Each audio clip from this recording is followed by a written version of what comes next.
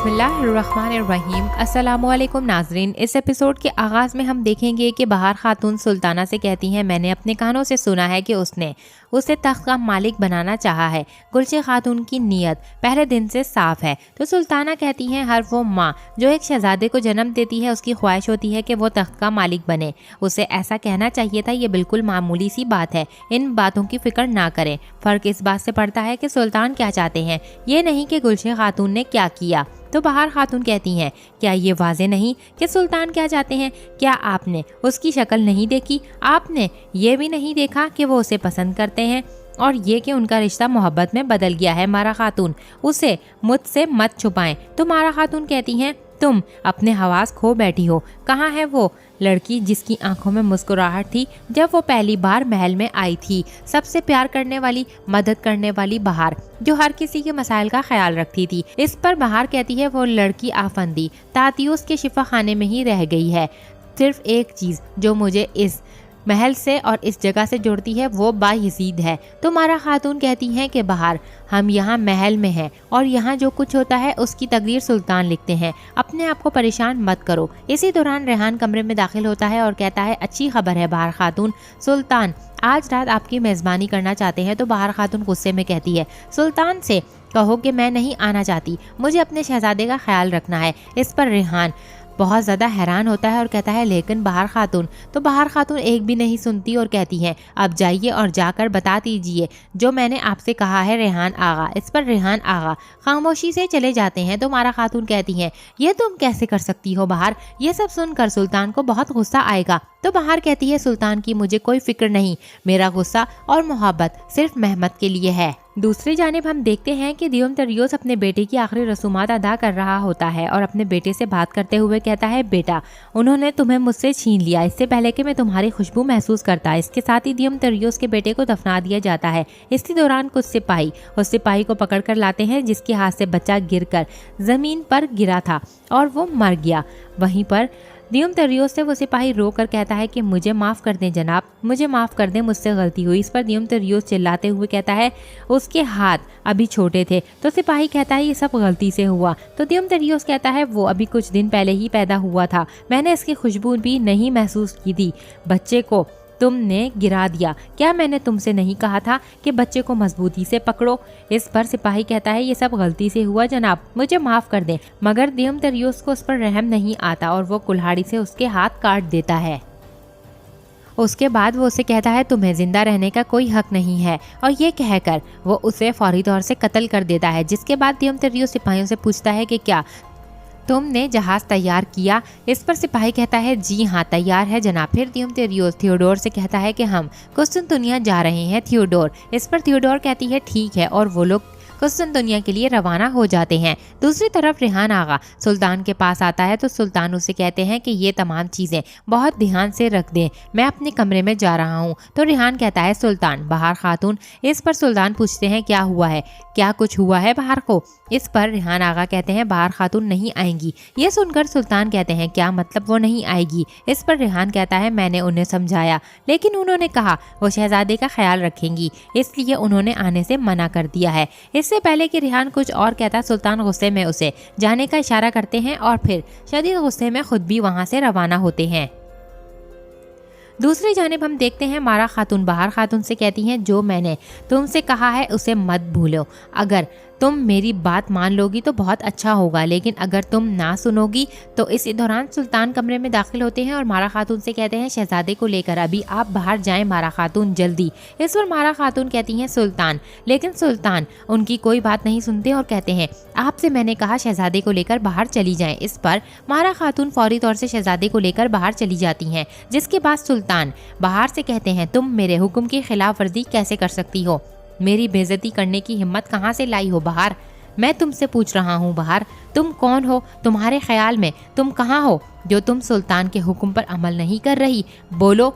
तो बहार कहती है, मैं भी यही पूछती हूँ सुल्तान, मैं कौन हूँ, मैं कहाँ हूँ?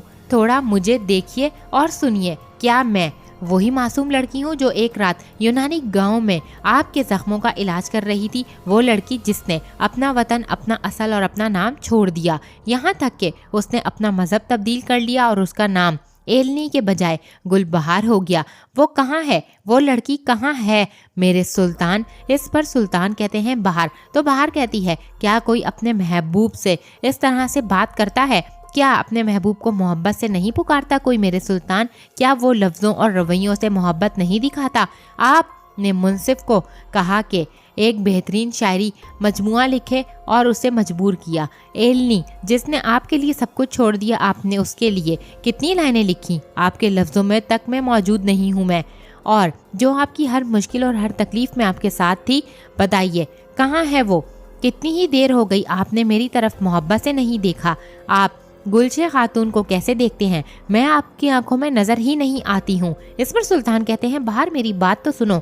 इस पर बहार सुल्तान को अपने पास आने से रोकते हुए कहती है, आप सिर्फ कुस्तुनतुनिया के ख्वाब देखते हैं। आप देखते हैं कि कुस्तुनतुनिया पर एक मजबूत रियासत बनाएं और उसका ख्वाब ही आपके आंखों में नजर आता है। आप दुनिया का हाकिम बनना चाहते हैं। आपकी मुराद और ख्वाब में मेरा वजूद तक नहीं है, ना ताज, ना तख्त और ना ही हरम। याकूत और जमरद भी दूसरों के लिए ही हैं। मुझे मेरा प्यारा महमद चाहिए जो मेरे कंधे पर टेक लगाए, इस वक्त की तरह जब वो अपना सब कुछ खो बैठा था मेरे सुल्तान। अब बताइए मैं कौन हूँ, कहाँ हूँ? इस पर सुल्तान कहते हैं, मेरी प्यारी बहार हो तुम, मेरी बीवी हो, मेरे दिल में तुम्हारी जगह है, तुम यहाँ पर हमेशा रहती हो। ये कहकर सुल्तान बहार को गले लगा लेते हैं। दूसरी जानिब हम दाया खातून को देखते हैं जो बायजीद से कहती हैं कि सफ़ेद रंग आपको किसकी याद दिलाता है? तो बायजीद कहता है कि मेरी वालदा की, उनके पास एक लंबा सफ़ेद लिबास है। तो दाया खातून कहती हैं, आपके बाबा सुल्तान के बारे में क्या ख्याल है? तो मुस्तफ़ा कहता है सुर्ख। तो खातून कहती है सुर्ख रंग क्यों? तो शहजादा कहता है ऐसा क्यों है? यकीनन उनके सुर्ख काफ्तान की वजह से। तो फिर दाया खातून पूछती हैं, आपके भाई मुस्तफ़ा के बारे में क्या ख्याल है? वो आपको किस रंग की याद दिलाता है? इस पर शहजादा कहता है कुछ भी तो नहीं। तो खातून पूछती है क्यों? तो शहजादा जवाब देता है ताकि वो मेरे रंग भी ना ले ले। दूसरी तरफ हम देखते हैं जहाँ पर दीवान में तमाम मुशीर जमा हो रहे होते हैं और जानदारली सुलेमान से बात करते हुए दीवान में दाखिल होता है और कहते हैं जो घोड़े से गिरा वो नहीं मरा, लेकिन जो गधे से गिरा वो मर गया। क्या ऐसा नहीं है सुलेमान? इतने में जानदारली ज़ागनुस पाशा के सामने आकर पूछता है, क्या आप जानते हैं ये बात? अगर आप नहीं जानते थे तो अब आपने सुना ही होगा और जान लिया होगा, ऐसा ही है ना ज़ागनुस पाशा? इस पर पाशा कहते हैं पता नहीं, मैंने नहीं सुना, और तुमने क्या कहा वो भी नहीं। तुमने यकीनन कुछ अच्छा नहीं कहा होगा खलील पाशा। तो सुलेमान कहता है क्या आप इसे अच्छा समझते? अगर मेरा सर कलम हो जाता पाशा। इस पर ज़ागनुस पाशा उसे जवाब देने के लिए आगे बढ़ते हैं तो साथ खड़ा पाशा उसे रोक लेता है और फिर जानदारली कहता है, तुमने अपने जहन में कुछ हिसाब लगाया, लेकिन तुम्हारे हिसाब का हकीकत से कोई वास्ता ही नहीं। अब पछतावे में पत्थरों पर सर मारोगे तो फ़ायदा नहीं होगा, इसको अच्छी तरह से संवार लो। सब जानते हैं कि तुम्हें वज़ीर आज़म के ओहदे का लालच है, लेकिन तुम जो कर रहे हो वो रियासत के लिए नुकसानदेह है। इसी दौरान सुल्तान दीवान के बाहर आकर इनकी आपस में बातें सुनने लगते हैं। वहीं पर हम देखते हैं जहां जानदारली ज़ागनुस पाशा से कह रहा होता है कि हमें ओहदों का लालच नहीं है, ये सब जानते हैं। क्या ऐसा नहीं है पाशा सुलेमान? ये सब सुनकर ज़ागनुस पाशा कहते हैं, हम इसे इख्तियारात की लालच नहीं कहते खलील पाशा, हमें कोई इख्तियारात की लालच नहीं है, लेकिन ये तख्त हमारा हक है। ये सुनकर सुल्तान फौरी तौर से कमरे में दाखिल हो जाते हैं और सब लोग अपनी अपनी जगह पर खड़े होते हैं और सुल्तान के एहतराम में झुक जाते हैं। वहीं सुल्तान अपनी नशिस्त की जानिब बढ़ते हुए एक नज़र ज़ागनुस पाशा पर डालते हैं और फिर अपनी नशिस्त पर बैठने के बाद सवाल करते हैं, आपका क्या हक है ज़ागनुस? इस पर पाशा कुछ कहने लगते हैं कि सुल्तान, और यहीं पर हम दूसरा मंजर देखते हैं जहाँ पर शहनशाह अपने तमाम तर साथियों के साथ खाने की मर्ज पर बैठा था और कहता है, लिहाजा कौंसल में उन्होंने ऐलान किया कि वो इस जंग में गैर जानिबदार रहेंगे। ऐसा ही है क्या? ये गैर जानिबदारी बासलाहियत कप्तान एडमिरल रेजरो की मौत की वजह से है? तो मिनोतो कहता है नहीं, इसके बरअक्स रेजरो किसी के लिए अहम नहीं था। तो शहनशाह पूछता है फिर क्या वजह थी? तो मिनोतो कहता है क्योंकि आप मुहासरे में लड़ने वाले हैं, वो आपसे कुछ हासिल नहीं कर पाएंगे। जिस तरह वो नफ़ा हासिल नहीं करेंगे इसी तरह वो तुर्कों से नुकसान भी नहीं उठाएंगे। ये पूरी कहानी है। तो नौतारास पूछता है तो तुम यहाँ पर क्यों आए हो? इस पर मिनोतो कहता है मुझे लगता है मैंने इन्हें बाज़ंतीन की तरफ होने के लिए सख्ती से जोर दिया, फिर वो मेरे खिलाफ ही साजिशें कर गए और वो कामयाब हो गए। उसने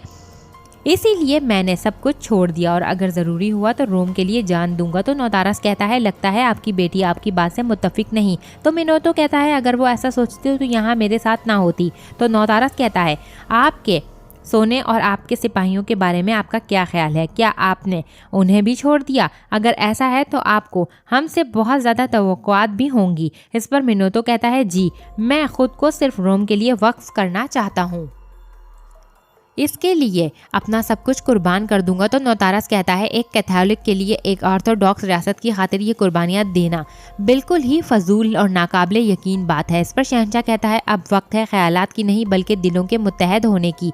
ये हर उस शख्स के साथ जो इस मुकद्दस शहर के दिफा के लिए आया है, चाहे वो हमारी मेज़ पर हो या नहीं, हमें इत्तेहाद से काम करना होगा। मुझे यकीन है आप सब इसका साथ देंगे। तो एक मशरूब हमारे शहर और हमारे इत्तेहाद के नाम। और फिर वो सब लोग मशरूब पीने लगते हैं और यहीं पर इस एपिसोड का अख्ताम होता है।